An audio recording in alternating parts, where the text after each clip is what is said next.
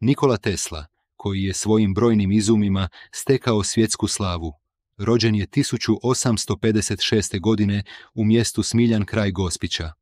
Otac mu je bio Milutin, pravoslavni svećenik, dok je majka Đorđina također potjecala iz pravoslavne svećeničke obitelji Mandića. Iako Teslu danas cijeli svijet smatra genijem, njegovi suvremenici smatrali su ga čudakom. Međutim, on se nije previše obazirao na to što sitne duše misle o njemu, jer da jest, ne bi nikada postigao uspjehe svojim izumima koji su promijenili živote svim stanovnicima kugle zemaljske. Nikola Tesla zaslužan je što je izmjenična struja došla u naše domove, izumitelj je električnog motora i transformatora te desetaka drugih inovacija koje su promijenile svijet iz temelja. Zanimljivo je da je u intervju iz 1926. godine Tesla predvidio izumljenje pametnog telefona. Tom prilikom je izjavio: "Kad uvedemo bežični sustav, cijeli će se svijet pretvoriti u golemi mozak. Bit ćemo u stanju komunicirati jedni s drugim neovisno o udaljenosti. Ne samo to, već ćemo kroz televiziju i telefoniju vidjeti i čuti jedni druge kao da se nalazimo licem u lice. A instrumenti pomoću kojih ćemo to raditi bit će nevjerojatno jednostavni u usporedbi s današnjim telefonima. Čovjek će moći nositi takav uređaj u džepu." Nikola Tesla je zaista bio poseban lik, a za sebe je tvrdio da nije izumitelj već otkrivač stvari koje postoje u prirodi oko nas. Za svoju uspješnost u izumiteljskom poslu tvrdio je da zahvaljuje svojoj urođenoj sposobnosti nevjerojatne vizualizacije stvari, procesa i događaja. Sukladno tome sve svoje pokuse bi prvo osmislio u glavi, a potom ih praktično proveo u djelo.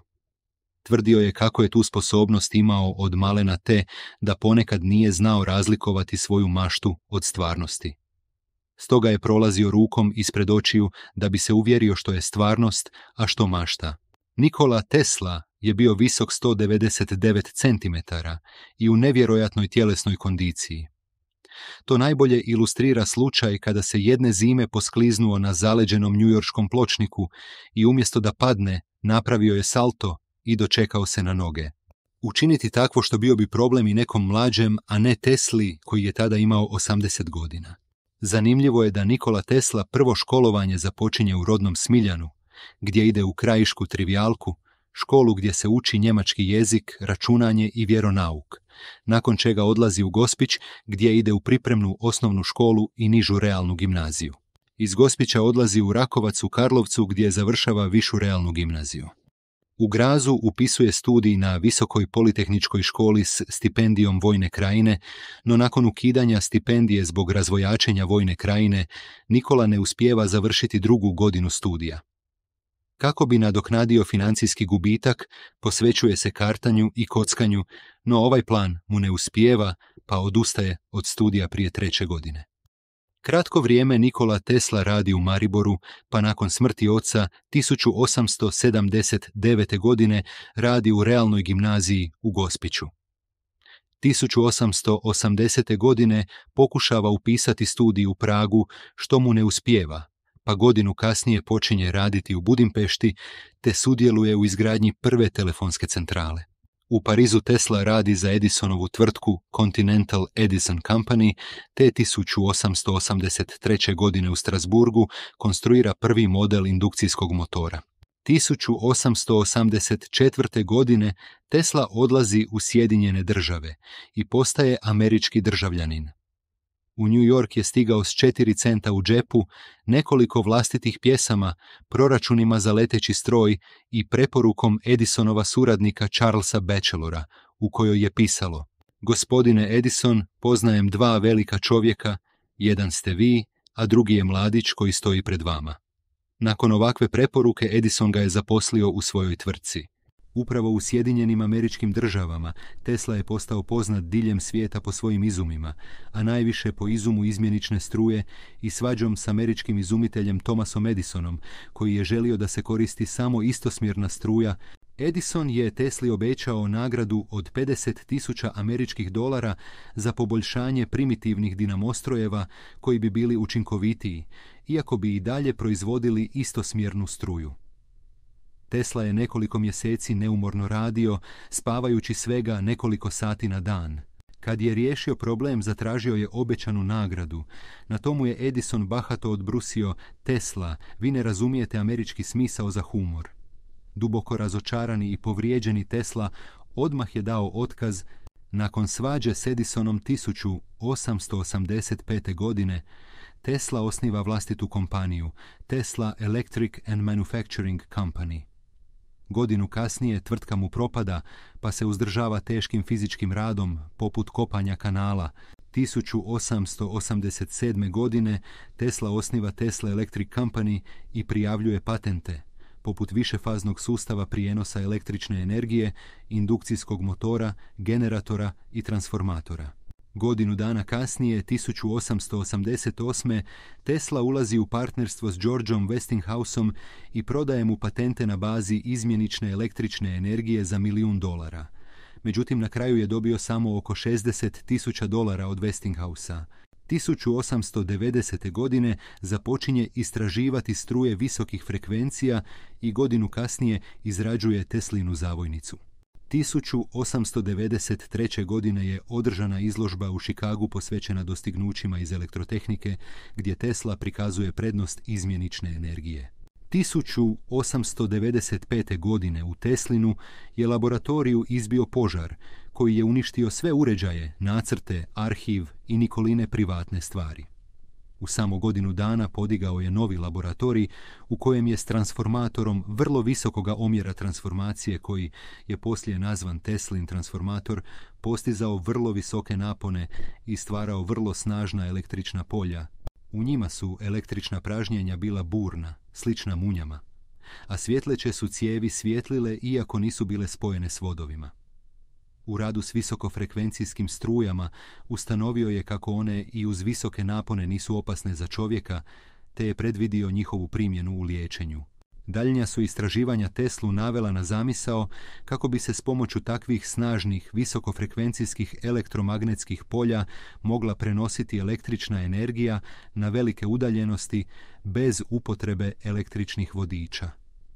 Prvi je korak prema tom cilju bio bežično slanje signala na daljinu.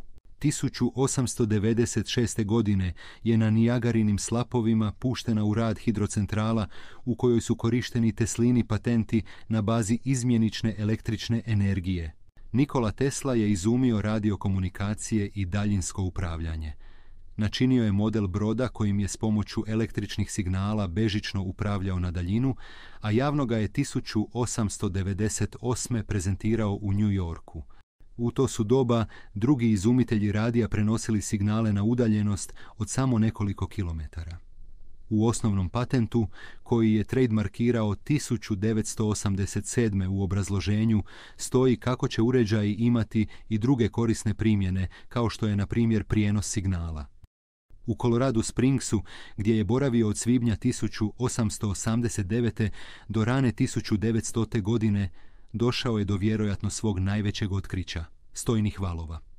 Pomoću ovog otkrića dokazao je da Zemlja može poslužiti kao električni vodič i može reagirati kao glazbena vilica na električne vibracije na određenoj frekvenciji. Tako je upalio 200 žarulja koje nisu bile povezane žicom na udaljenosti od 40 km, a koje su svaka pojedinačno osvjetljavale krug od 41 metra oko sebe. U to vrijeme bio je posve siguran da prima signale s druge planete, te je zbog toga često bio ismijavan. Za zamišljeni svjetski sustav radiokomunikacija počeo je 1901. graditi veliku radijsku postaju na Long Islandu u New Yorku. Ovaj projekt je financirao s kapitalom američkog financijera J.P. Morgana od $150,000, koji mu je pomogao da započne konstrukciju tornja koji bi bežičnim putem odašiljao signale. Tesla je tvrdio da je zajam osigurao tako što je 51% prava na svoje patente na polju telefonije i telegrafije ustupio Morganu. Pomoću tog tornja želio je osigurati slanje slika, poruka, vremenskih prognoza i burzovnih izvještaja bežičnim putem. Za antenu je bio izgrađen stup visok 57 metara, na vrhu s kupolom od žica, promjera 20 metara. Njime je želio bežično odašiljati signale i električnu energiju, svima dostupnu i bez naplate. Zbog nerazumijevanja investitora, sustav bežičnog prijenosa energije na Long Islandu nikad nije završio, jer mu je J.P. Morgan ukinuo financijska sredstva pa ga nije mogao završiti. A iz bojazni da antena ne posluži njemačkim špijunima, ona je bila srušena 1917. miniranjem. Tesla dalje nastavlja sa svojim izumima, pa tako 1907. izrađuje turbinu bez lopatica, koju godinu kasnije i testira. Bavio se pronalascima vezanim uz strojarstvo od 1910. do 1920. Godine 1919. izlazi Teslina autobiografija Moji pronalasci.